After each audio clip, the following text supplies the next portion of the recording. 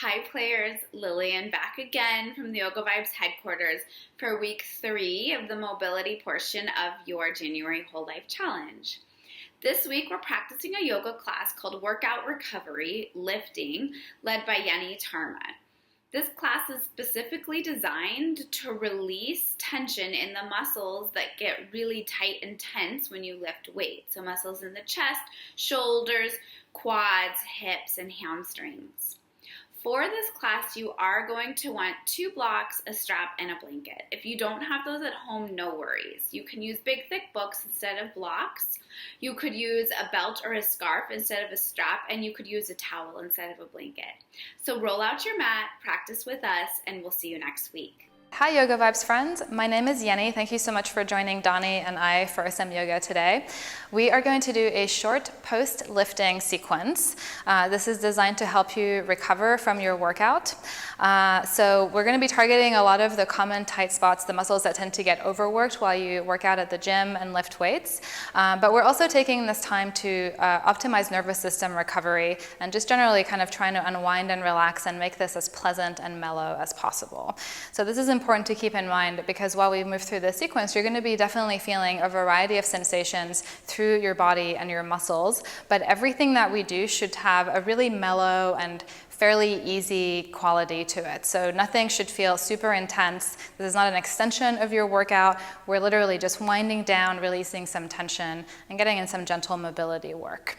It might be helpful for you to have a blanket and some blocks and a strap close by. If you don't have a blanket or a strap, you can use a towel or any kind of a belt will work just as well. Let's go ahead and get started. So we're going to actually begin at the wall with the pec stretch here. You're going to stand facing the wall. Donnie's going to put the blade of his right forearm up onto the wall, and while you do this, just make sure that the level of your elbow is a little bit higher than the level of your shoulder. Your left hand is going to be on the wall as kind of a kickstand, just the fingertips can press into the wall there. Good. And then hike your shoulders up just a tiny little bit towards your ears. Squeeze your shoulder blades together a tiny little bit. Good. And then maintain all of that. Take a quarter turn over to the left. So you can just step your feet into a quarter turn. So you're turning away from that right arm.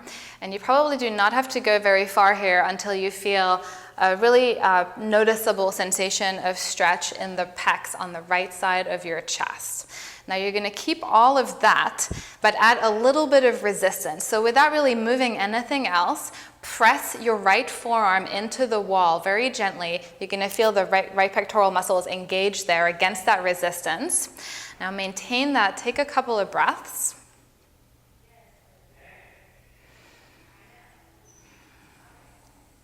Good. And then whenever your next exhale rolls around, keep everything as is, but let go of the effort of pressing the hand into the wall. Maybe you move a little bit tiny further into your twist, so rotating over to the left just a hair more and keeping things pretty mellow here. Good. Let's take another breath.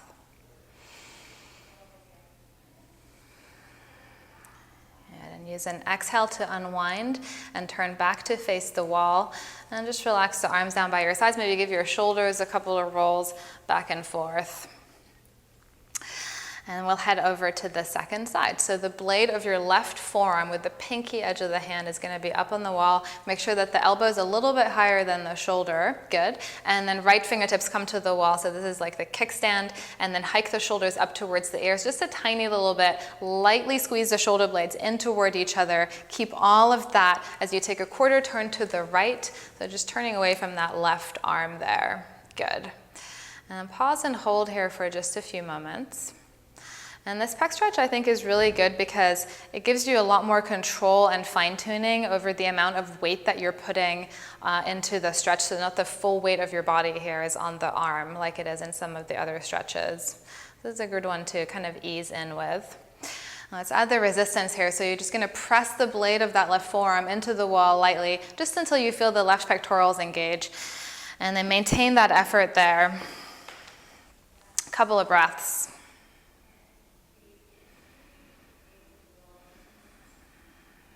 Good. And then without actually moving anything, with your next exhale, let go of the effort of pressing the hand into the wall. And maybe just ease into your twist, turning away from the left arm a little bit more. without necessarily feeling the need to do that, if it's going to add a lot of effort or work here.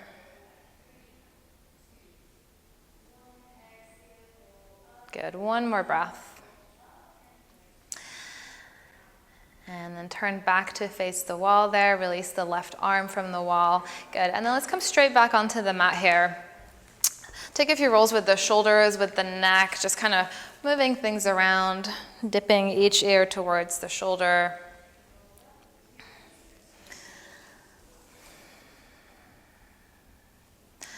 Perfect. And for this next sequence, you'll definitely want to have your blocks close to hand here. So we'll start them on the tallest height setting, about shoulder width apart out in front of you. Find a comfortable stance here. So feet about hip distance apart, soften the knees a little bit. We'll move into a quad stretch. So you'll shift your weight over to your right leg, pop your left foot up off the floor, and then grab a hold of the top of the foot with your hand there. So the objective is to just not really let that knee travel too far out to the side, but keep the knees pretty close together. This might already feel like a fairly intense stretch. If that's the case, please just stay here. Otherwise, you could think about tucking your tailbone under a little bit and squeezing your glutes to intensify the stretch through the quads there. Good, we'll just take another couple of breaths. And from here, we'll come into standing pigeon. So let go of the foot behind you and then bring the left ankle to the right thigh. You'll bend that right leg as you ease down into your pigeon. You can have the hands just lightly resting on the leg or the shin there. You're looking for a little bit of a stretch through the left outer hip, and we're not going to be here for super long. Just another breath. From there, slide your left foot down to the floor on the outside of the right foot, and you can keep that front leg quite bent, and then bring your torso upright so the knees and the hips and the shoulders are stacked.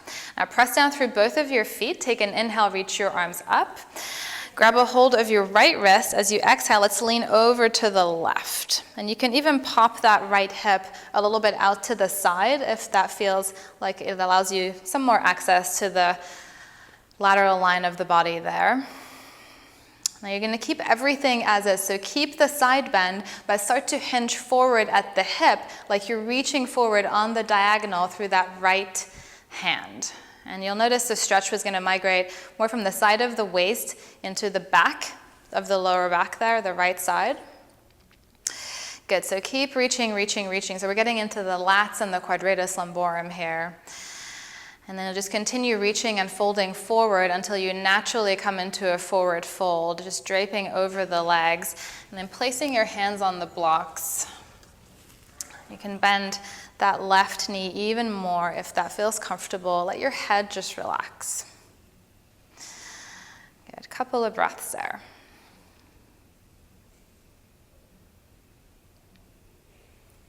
Go ahead and uncross your feet. Just come into a regular standing forward bend, the feet about hip distance apart. And then from there, let's roll up to stand. You can either stack the spine on top of itself, one vertebra at a time, or come up with a flat back. Roll the shoulders back as you land there. Good, and then find your mountain pose again. So feet about hip distance apart, soften the knees a little bit. We'll go straight over to the second side. Shift your weight over to your left leg, and then pop your right foot up off the floor. We'll take the quad stretch on this side as well. So heel to butt, and if you have trouble getting your foot close to your booty there, you do have the strap, so you could loop that around the top of the foot and use that instead. Same options here. You can stay exactly as is. If you'd like a little bit more, move your tailbone down and then think about squeezing your glutes a little bit more. Good, one more breath. And then we'll head to standing pigeon from here. So we'll bring the right ankle to the left thigh, flexing the foot as you bend that standing leg. And the hands can come to rest wherever feels comfortable. You can even have them in front of your chest here.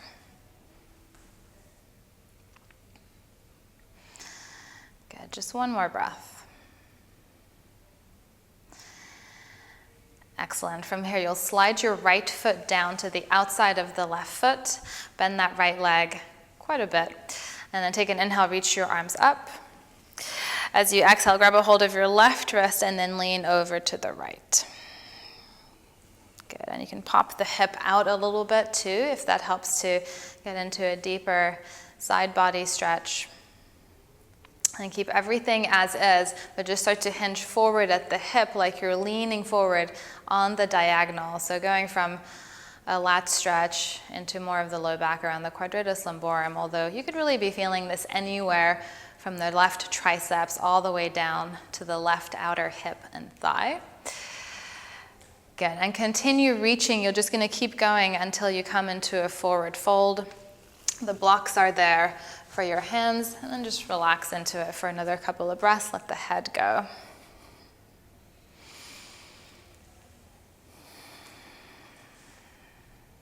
Perfect. One more breath. And then uncross your legs, regular standing forward bend, feet about hip distance apart. And from there, let's come into tabletop position, hands and knees. So wrist creases lined up more or less underneath the shoulders, knees about hip distance apart. Let's move through a few rounds of cat-cow here. So keeping this really, really mellow and gentle, not forcing or straining anything. Just kind of paying attention to the sensations around the spine, the shoulders, the hips, the neck, and seeing how you could distribute the effort of this flexion and extension throughout the whole system. So nowhere is particularly overworking. And this is more of a release than a continuation of your workout. Lovely. And then next time that you come into your arched position, so your belly is dropping down, you're going to keep that shape in the spine, lower your elbows down to the floor directly underneath the shoulders, and then bring your fingertips to touch. So you're just kind of making this cage almost with your hands there. Let your head relax down between your upper arms, and then let your chest sink down as well. So it's almost like you're allowing your shoulder blades to passively squeeze in towards each other. Good. And then this is already plenty here, so if you'd like to just stay here, continue letting the chest sink down, getting a little bit of a stretch through the triceps and the shoulders. This is a great place to stay. Otherwise, if you'd like to go further, pick your hands up off the floor and bring them behind the nape of your neck. You could also walk the elbows forward, but we're really going for moderation here, so allow this to feel really pleasant and mellow. Couple of breaths.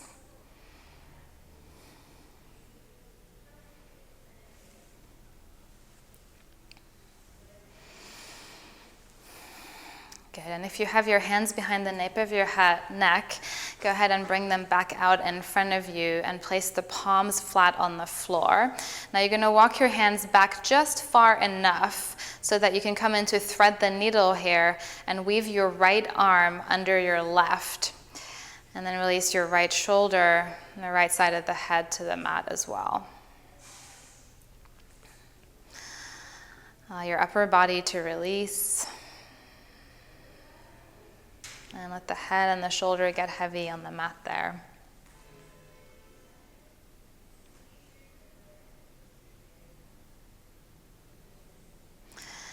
And as you're ready, we'll switch sides. So you'll come back via this tabletop or puppy hybrid position, and then weaving your left arm underneath the right, lengthening the arm out in front of you as you relax the shoulder and the side of the head down.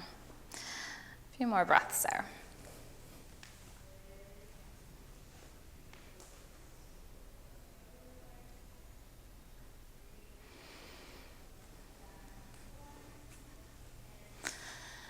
Good, now use an inhale to find your way back into tabletop position. So reposition the hands underneath the shoulders. From there, move your left leg out to the side and place the sole of the foot on the floor at whatever angle feels comfortable and lets you get good contact. You could even slide the foot a little bit further out if you feel like you have leeway for a bigger stretch in the inner thighs and the groin.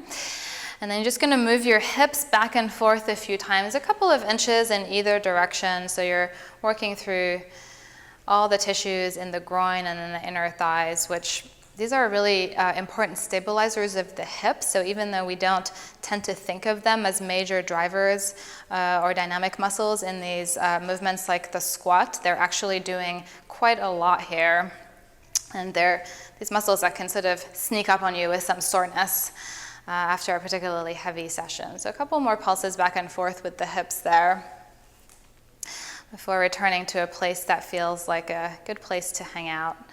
And from there, you'll walk your hands over to the left, towards your left leg. You'll lengthen your right arm out in front of you on the diagonal, and then press down through the heel of that right hand. So we're going for a stretch in the lats on the right side here. So lengthen as much as you can forward through the right hand, and then if it feels available, maybe think about moving your right hip back a little bit, like you're creating more space between your right outer hip crease and the right shoulder. Let your head relax down. Take a couple of breaths.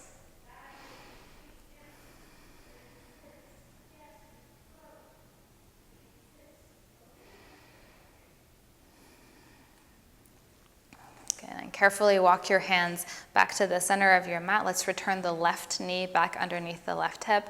Find just a really easy round of cat-cow here. Kind of checking things out between the two sides. And then we'll head on over to the second side. Right leg moves all the way out with the foot angled at whatever position lets you get a firm grip there. And then we'll just move the hips back and forth a few times. Inner thigh and groin.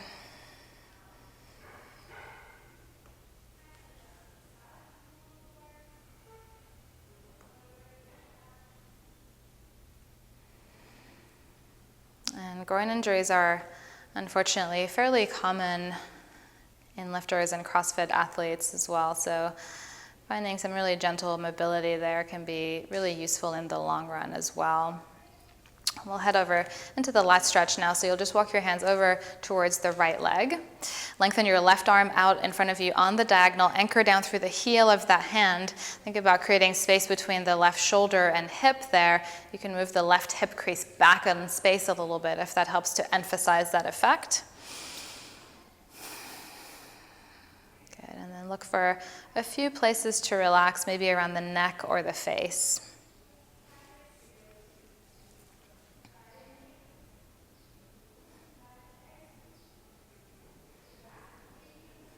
Perfect. One last breath here. And we'll bring the hands back to the center of the mat, the right knee back underneath the right hip. Find a round of cat-cow there. Just loosen everything up again. Good, and from here, let's come into a low lunge. So go ahead and step your right foot forward. Make sure that the knee and the ankle are more or less stacked on top of each other. And we're gonna come into a 3-part quad stretch. I really like having a blanket underneath that back knee here, just for a little bit of padding. Have your strap close by as well. And then look back at your left leg. Make sure that the knee and the hip are more or less stacked on top of each other. I also like to have a block underneath the left hand here. Good. So you're going to bend your left knee behind you, reach back with your right hand and grab a hold of the top of the foot. Now the strap is here for you to loop over the top of the foot and use that instead if you can't quite reach. Wherever you're at, hug your heel as close in towards your glute as possible, and then just pause and notice where you're feeling the stretch here. So it's going to be most likely somewhere right in the center of your left quads here. So just register that. And even though we're kind of fairly far back in the lunge, you should not be directly on the left kneecap either. So you should be right on that little soft, fleshy part above the kneecap. Let's head into part 2. You're going to move your hips forward just a few inches. Let that left foot move back behind you, maybe just an inch or so as well. You'll notice that the stretch is going to move more up into the top third portion of the quads. And as always, we're working to make the sensations here really manageable. So even though this is going to be somewhat intense, you still want to be able to relax into it, have a pleasant quality to it. Good, and then part 3 is going to be letting your hips move as far forward as they'll comfortably go, letting that left foot move as far back as it'll comfortably go. You have the option here of also rolling that right shoulder back so you open through the chest and take a little bit more of a twist. But that's just kind of icing on the cake and not strictly necessary. Perfect, there we go. And carefully release your grip on that foot behind you. And then come back to tabletop position from here. So you'll step your right foot back and then just take a really brief child's pose. So you can sink your hips back towards your heels, your arms in whatever position feels the most comfortable. And we're just here for a breath or two to kind of check out the difference in sensation between the left quads and the right quads. And just noticing, observing the effects of what we just did there. And then we'll go straight over to the second side. So let your inhale come up into tabletop position. We'll step the left foot forward from there to come into the low lunge. Shift your padding, your blanket, so you have some softness underneath that right knee there. Good. And you can always have the block underneath your right hand as well. Good. Make sure that your left knee and ankle are stacked. Take a look back. Make sure that your right knee and hip are more or less stacked on top of each other.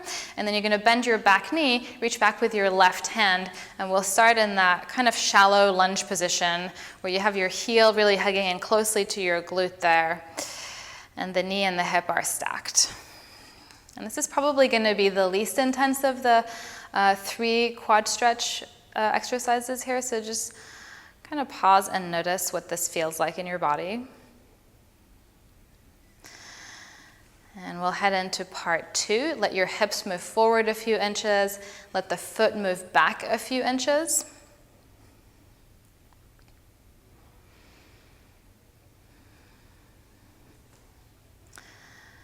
Excellent. And then the final portion, the hips sinking as far down as they'll comfortably go, the foot moving as far back as well. And then maybe rolling your left shoulder back, getting a little bit of a twist there.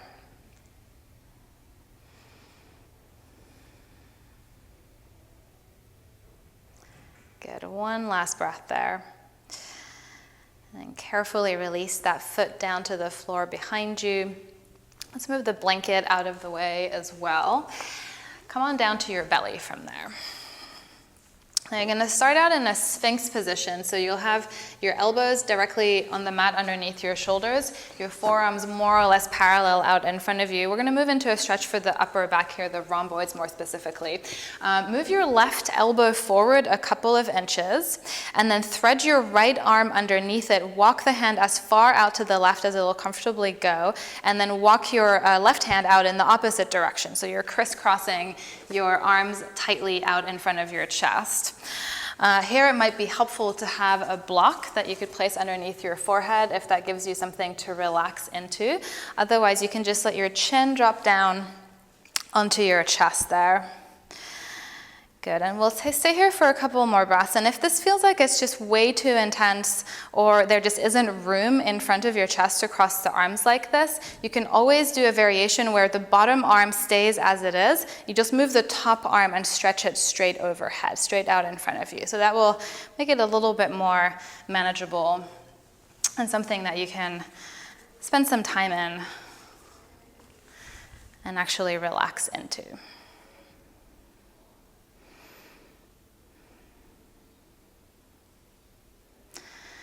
And while you're resting here, just reconnect with the breath for a moment. Notice where you're feeling the breath.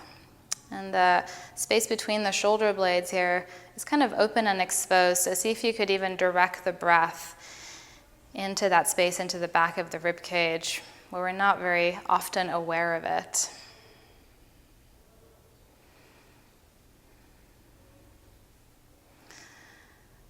Perfect, and we'll head to the second side, so carefully pick your head up.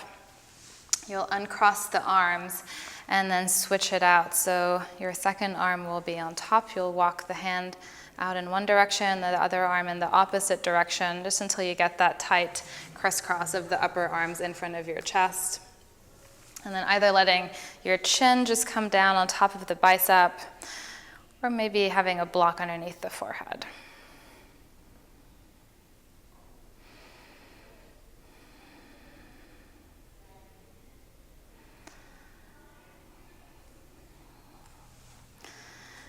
Bring your awareness into the back of the rib cage again. Just notice what the sensations are there, if there's a particular texture in the tissues.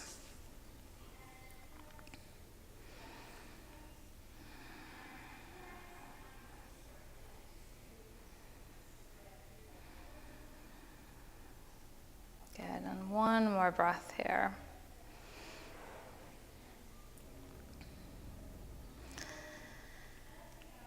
And then you'll uncross the arms nice and slow. And just come down straight onto your belly so your chest will come to the floor as well. We're going to move into a pec stretch here. Move your left arm out to the side so the elbow is bent to about 90 degrees there. So this is a slightly more intense variation of what we did at the wall earlier. Your elbow will be a little bit above the level of the shoulder. Your right hand will be out to the side as well.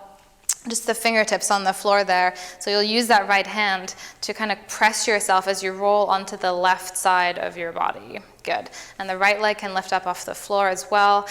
And then for some people, it feels comfortable to just relax the head down onto the floor. Other people prefer to have a little bit of extra height underneath it. So the block or the blanket is great here.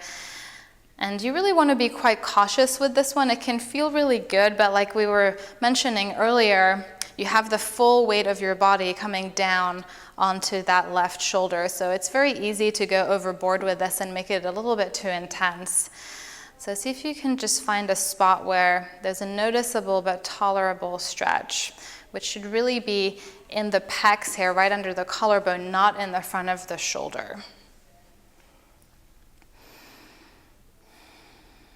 You can almost visualize, if it helps, the tissues softening there and kind of dropping down towards the floor as they release.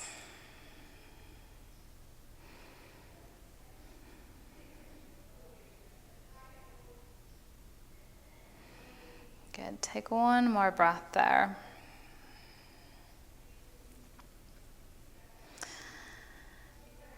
And then you'll just roll back through the center over onto your belly before switching sides. So right arm comes out with this 90-degree bend, elbow a little bit higher than the shoulder. Press into your left hand as you roll over onto the right side.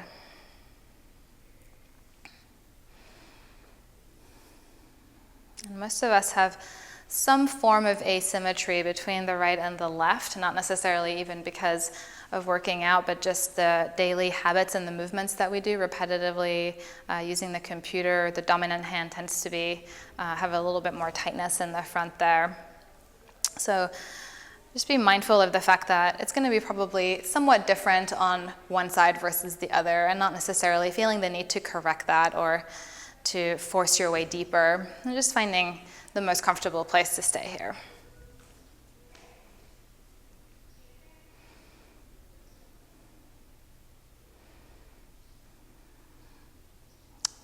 Good. Last couple of breaths.